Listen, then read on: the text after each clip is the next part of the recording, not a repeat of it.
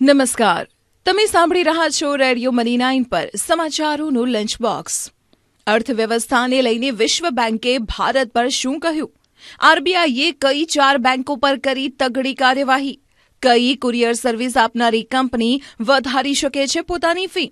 આ સિવાય પણ બિઝનેસ અને ફાઇનાન્સ સાથે જોડાયેલા ઘણા સમાચારો છે અમારી પાસે, તો ચાલો ખોલીએ સમાચારોનું lunch box. Reserve bank of ઇન્ડિયાની મોનિટરી પોલિસી કમિટી એટલે કે એમપીસીની બેઠક આજથી શરૂ થશે। આ બેઠકના પરિણામો 6 ઓક્ટોબરે જાહેર કરવામાં આવશે।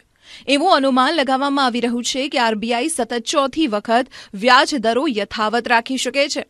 આરબીઆઈએ ફેબ્રુઆરી 2023માં રેપો રેટ વધારીને 6.5% કર્યો હતો। ત્યાર પછી આમાં કોઈ ફેરફાર થયો નથી। ભારતીય અર્થવ્યવસ્થા માટે વિશ્વ બેંક તરફથી સારા સમાચાર આવ્યા છે। વિશ્વ બેંકે કહ્યું છે કે જ્યાં એક તરફ વિશ્વની જીડીપી દબાણનો સામનો કરી રહી છે, ત્યાં બીજી તરફ ભારતની જીડીપીએ શાનદાર પ્રદર્શન કર્યું છે। વિશ્વ બેંકે નાણાકીય વર્ષ 2023-24 માટે જીડીપી વૃદ્ધિનો અંદાજ 6.3% જાળવી રાખ્યો છે। જો કે આ અંદાજ રિઝર્વ બેંક દ્વારા આપવામાં આવેલા અંદાજ કરતાં 20 બેઝિસ પોઈન્ટ ઓછો છે, પરંતુ વૈશ્વિક અર્થવ્યવસ્થા પર ચાલી રહેલા દબાણ વચ્ચે તે સૌથી વધુ વૃદ્ધિ દર છે।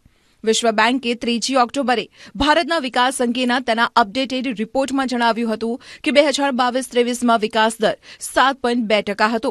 તે હવે ઘટીને 6.3%ની આસપાસ રહેવાની ધારણા છે। વૈશ્વિક અર્થવ્યવસ્થા પર દબાણ અને માંગ તેમજ વપરાશમાં ઘટાડાને કારણે વિકાસ દર ઘટી શકે છે। બેંકોમાં થાપણો પર વધુ વ્યાજ મળવાના કારણે બેંકોમાં ટર્મ ડિપોઝિટ તરફ રોકાણકારોનો ઝોક વધ્યો છે, જેના કારણે બેંકોમાં ટર્મ ડિપોઝિટ સ્વરૂપે આવતા પૈસા 5 વર્ષની ટોચની સપાટીએ પહોંચી ગયા છે। રિઝર્વ બેંકના ડેટા દર્શાવે છે કે આ વર્ષે જૂન ક્વાર્ટર દરમિયાન 108 લાખ કરોડ રૂપિયાની થાપણો બેંકોમાં ટર્મ ડિપોઝિટ તરીકે જમા કરવામાં આવી છે।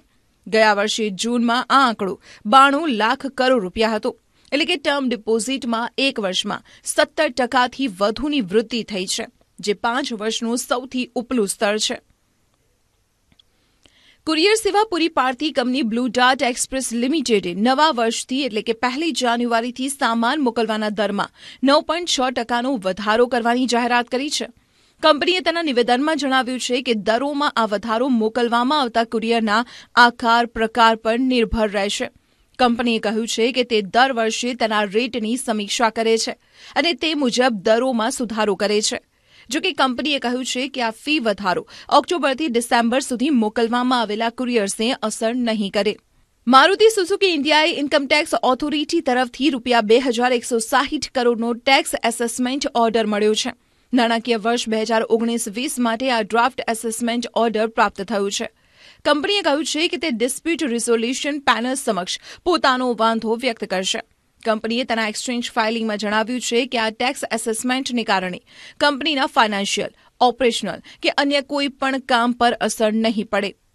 કેન્દ્રીય રિઝર્વ બેંકે ગુજરાતી 4 સહકારી બેંકોને દંડ ફટકાર્યો છે। આ સહકારી બેંકોમાં Sarvodaya cooperative bank limited, Dhanera mercantile cooperative bank limited, Janata cooperative bank limited અને મણિનગર કોઓપરેટિવ બેંક લિમિટેડનો સમાવેશ થાય છે। આ બેંકો પર રિઝર્વ બેંકના નિયમોનું ઉલ્લંઘન કરવાનો આરોપ છે।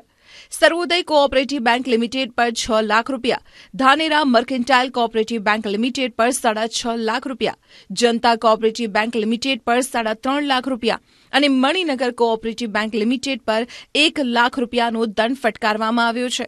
જો કે આની અસર બેંકોના ગ્રાહકો પર નહીં પડે।